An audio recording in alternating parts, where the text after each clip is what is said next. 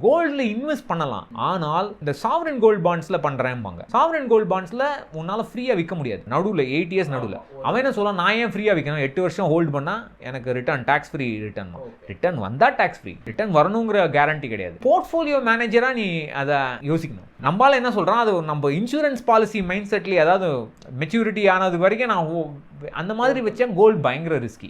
எனக்கு பொன் குழந்தை இருக்குது, 15 வருஷம் கழிச்சு அந்த பொண்ணுக்கு கல்யாணம் பண்ணணும், எங்கள் கம்யூனிட்டியில் வந்து இந்த மாதிரிலாம் எதிர்பார்ப்பாங்க, 100 சவரன் இருந்தால் தான் நாங்கள் கல்யாணம் பண்ண முடியும் அப்படிலாம் சொல்கிறவங்க இருக்காங்க. அவங்களுக்கு சாவரன் கோல்டு பாண்ட் சூப்பரான அவங்க 8 வருஷத்துக்கு போட்டாங்கன்னா 24 கேரட் கோல்டுக்கு என்ன அமௌண்ட் உங்களுக்கு 8 இயர்ஸ் வந்துடும். ஓகே, ரிஸ்க் ஃப்ரீ, ரிட்டர்ன் பற்றி கவலை இல்லை. நான் கோல்டு தான் வாங்க போகிறேன். ஆமாம், இன்னைக்கு ப்ரைஸுக்கு நான் கோல்டுலேயே இன்வெஸ்ட் பண்ணிட்டேன். 24 எனக்கு நான் வாங்குறது வந்து 22 கேரட் தான் ஜுவல்லரி வாங்குவேன். கரெக்ட், எனக்கு 24 கேரட்டுக்கு. ஸோ அந்த மேக்கிங் சார்ஜ், அந்த வேஸ்டேஜஸ் அதுலலாம் அது கவர் ஆகிடும். ஸோ ரிஸ்க் இல்லாமல் கோல்டுக்கு நான் சேவ் பண்ணுவேன். என்னுடைய குழந்தை மேரேஜுக்கு நான் ரிஸ்க் இல்லாமல் இன்வெஸ்ட் பண்ணுறதுக்கு gold is a very good idea. Okay, ரிட்டையர்மெண்ட்டுக்குலாம் எனக்கு தெரிஞ்சு தேவை.